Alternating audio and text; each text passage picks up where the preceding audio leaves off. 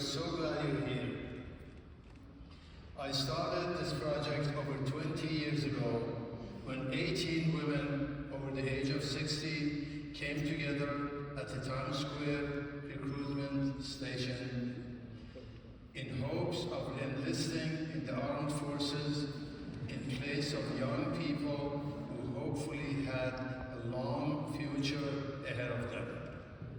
The women, a couple of whom were in their 90s, eventually called themselves the Granny Peace Brigade. I filmed many of their actions over the years, and thanks to the support by the giving network of the Rutgers Presbyterian Church and Maisel's Documentary Center, we are screening the film for the first time.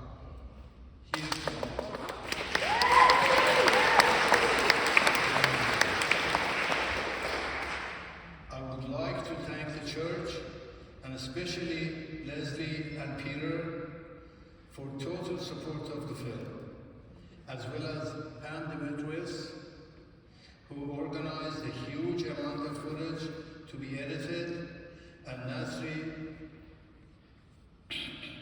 Zachariah, and John Warner for supporting for supervising the editing for the past few months. And thanks to all the editors who worked tirelessly for many months, so we have a film to show.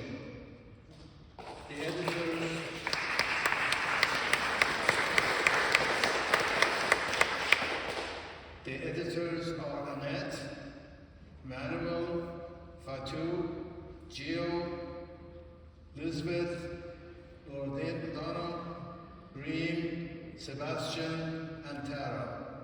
Please, whoever of the editors are here, please stand up.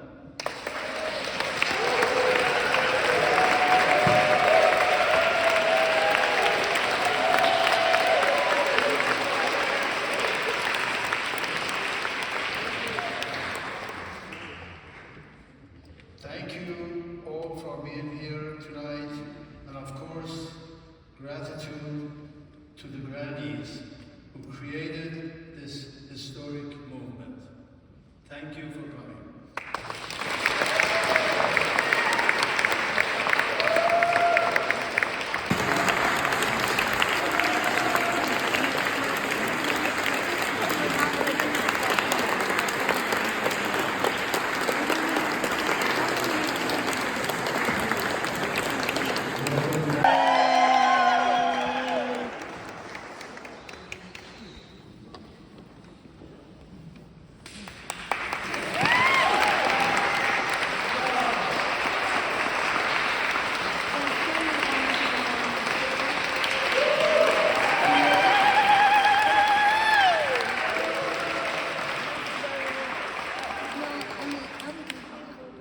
Every time I watch the last few people talking in this movie, it makes me cry.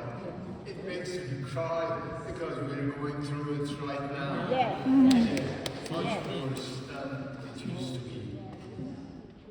We are in a fascist regime right now, and I just have to thank the grannies who spoke when they did, and this was, as I said, we started 20 years ago when they were arrested, and they're still going strong, and I am so proud to be a part of their lives.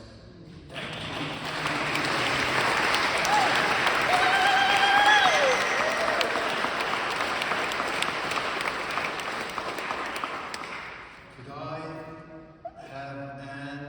Shirazi to come up at this point.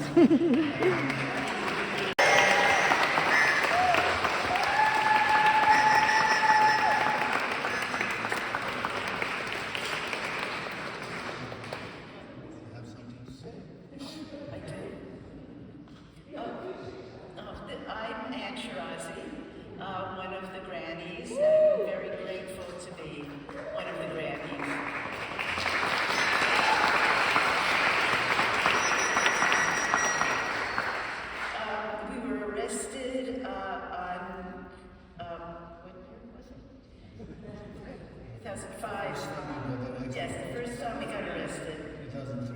was in 2003 on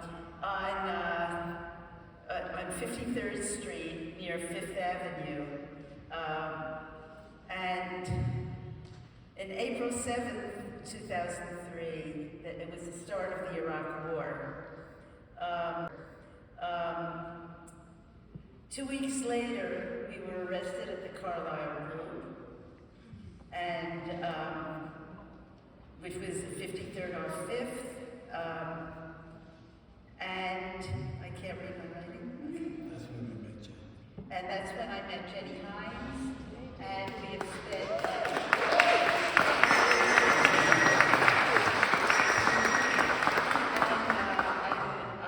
I'm thrilled to say that Jenny and I are still out on the street, doing what we're doing, and when we're there, we see so many of you also out on the street, and I'm just so grateful to be in a world, in our world, where there are so many people who really care about what's going on, are horrified by what has happened in the past, see it continuing, and understanding that we all need to do as much as we can, even though we're 20 years older, to stop this nightmare. And we need to bring in younger people, the next 2 generations, who will take over from what we did, and hopefully save the world.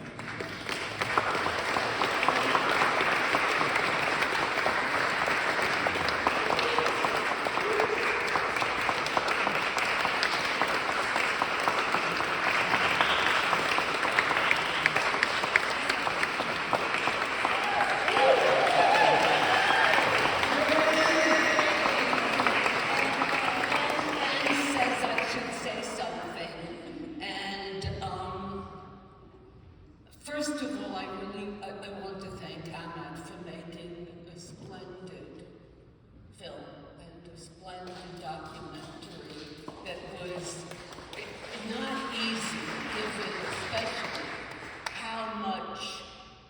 how many years and how many actions he managed to put together in this beautiful little piece. And not little in its meaning and importance. And it's hard for me to relate to the granny part of it, I guess, because when one is, one doesn't sort of think of oneself as what is being looked at, and it's sort of amazing that the granny part is so prominent, and it is. And I guess, I don't know, what am I supposed to say more?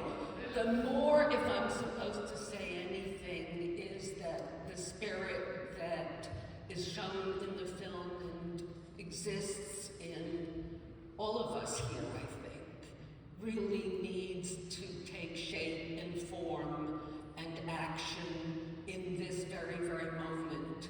And that thinking about what does it mean and is it successful and what's effective ends up by diluting a lot of the passion and fervor that we feel about immorality, injustice, whatever that word is. And that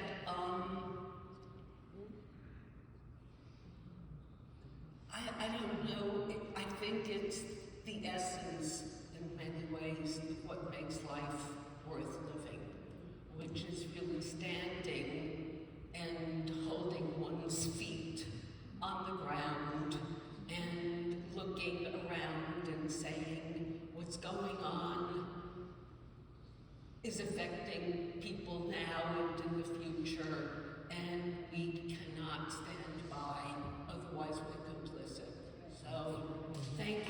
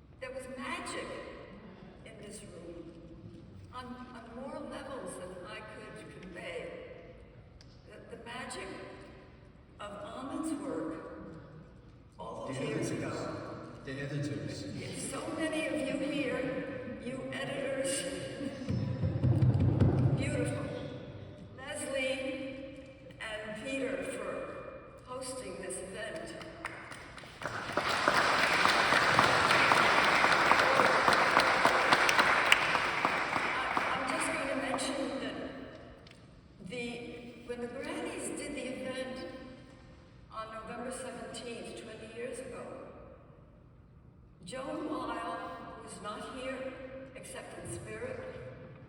And Molly Claypot, who was a co-conspirator and started the whole thing. They were working with a group called Grandmothers Against the War.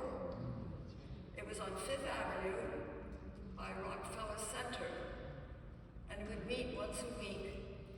And a lot of the chants that we said were about issues today: money for education, money for housing, money for transportation.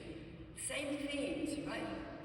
So they came up with the idea of an action outside the recruiting center because the raging grannies in Tucson had done that. So it was like a spark of magic from the grannies there to the grannies on Fifth Avenue to the recruiting center. You know from the film about the trial, thanks to Norman.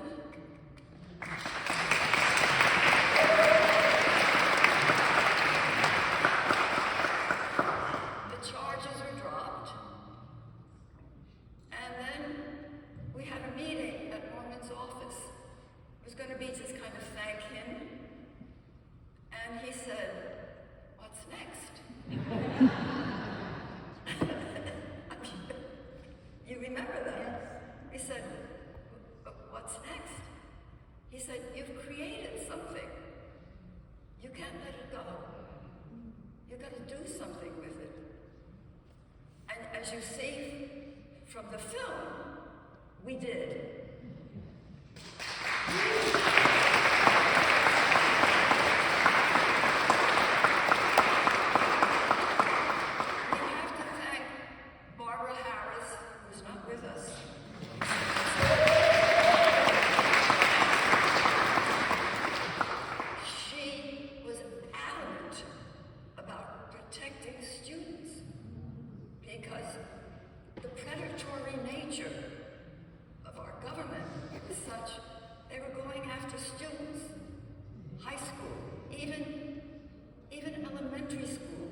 Somebody walks in a uniform, little kids respond.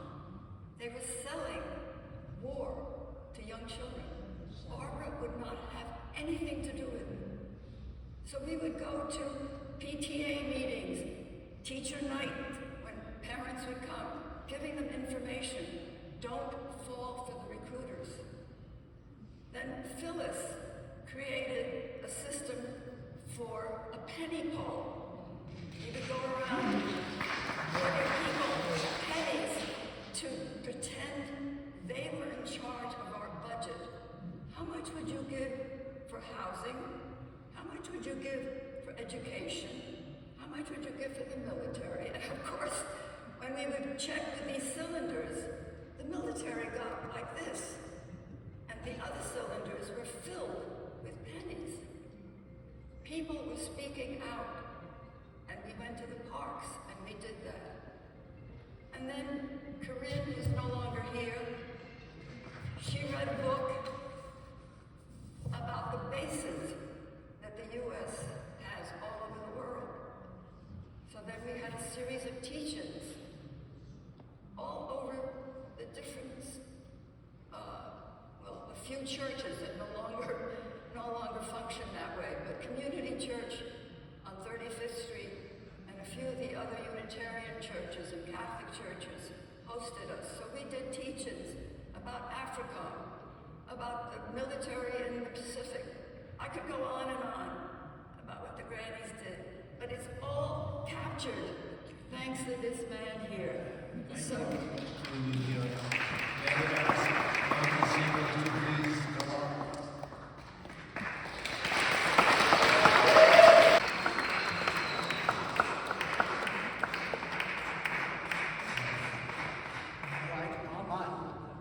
Tears in my eyes watching the film and hearing the speakers. We all are living in a very unprecedented and dark period of American history. We don't have a lot of good days. Tonight, is a very, very good day.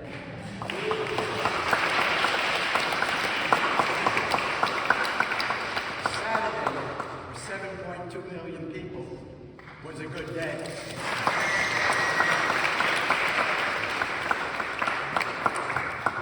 I'll ask the same question I asked 20 years ago. What's next?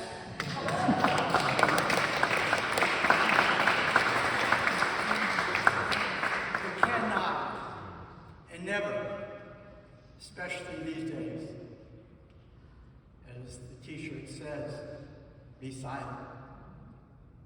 There are people who want to change our government. The people who want to create an autocracy. We, individually and together, must say no. No. No. I want to do two things.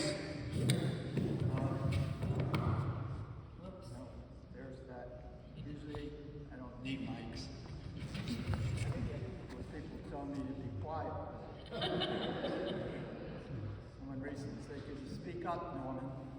I said, "I've never been asked that before." I'd like to just, I went into my files and to put it all in context, I want to read to you, I wrote down 20 years ago and said to the judge about these incredible women.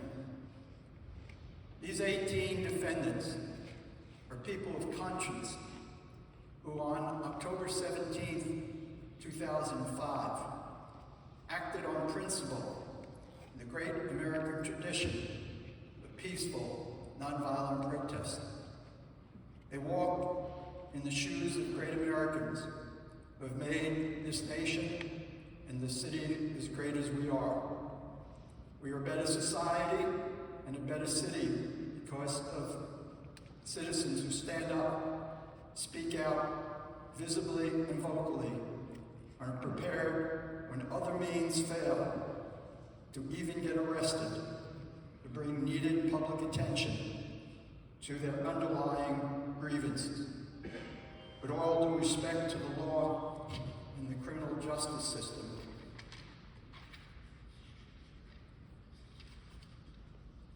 I respectfully ask you, Your Honor, to dismiss the charges against these defendants in the interest of justice.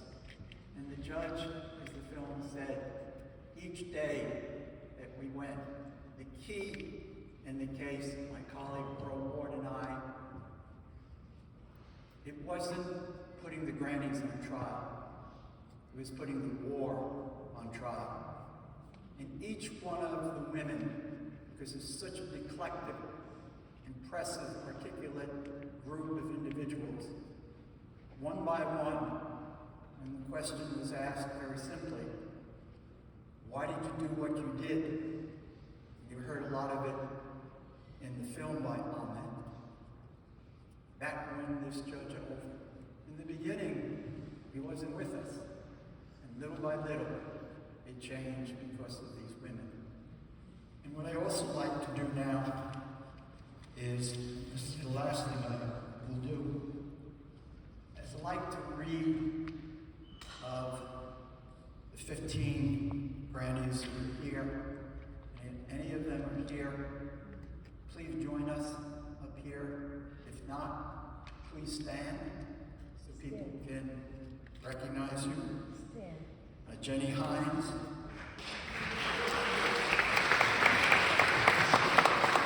Ahmad Shirazi.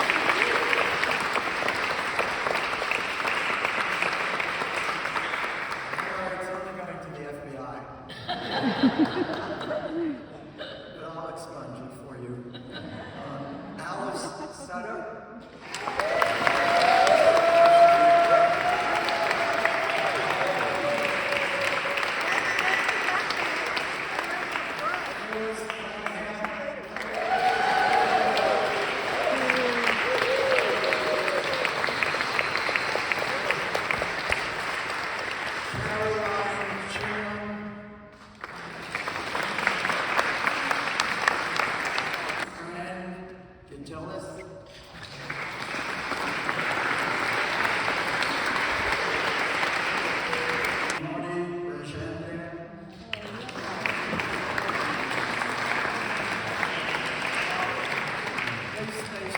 And the next group, they're no longer with us.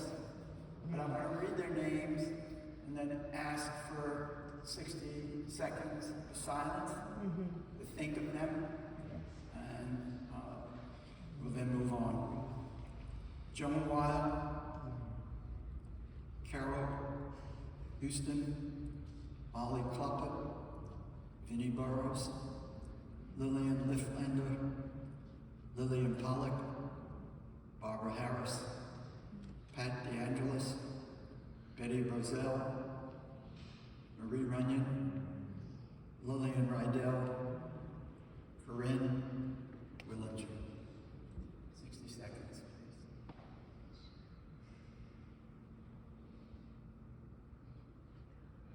It's an amazing story of her beginnings in this world. She was not in New York. I don't want to put you on the spot. Too late. But I am. Because she was adopted by an amazing couple in New York and brought to this country. She had a different beginning. Ahmad, wrenched by what's happening in Iran, we all have amazing stories. We should all get together once a week. He's a great cook. But do you know what I'm saying? This is where we inspire each other.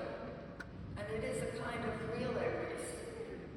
This message, which is in the film, when the white world society in Germany, in Munich, the students who were caught giving out information against Hitler, and they were Catholic, so they were given a little more wiggle room. They could have renounced what they were doing, but they chose not to do that. And they were guillotined. Before that, when they were asked, did they want to retract what they were doing, they said, we will not be silent. And someone named Laurie Arbeiter, I don't know if Laurie is here, but many of you know her.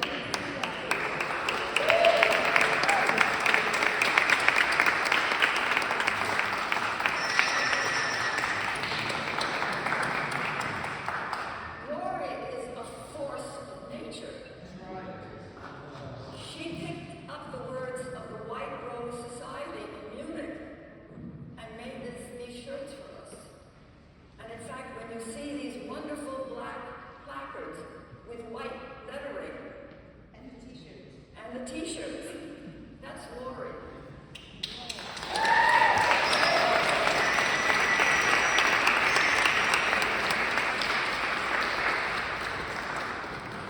Okay, if we have any other questions, we'll grab the grannies at the reception. Let's end by singing this song all together.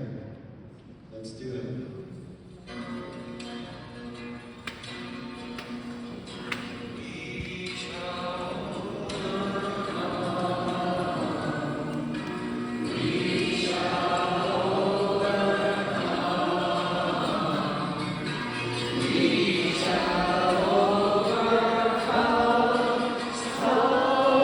Yeah.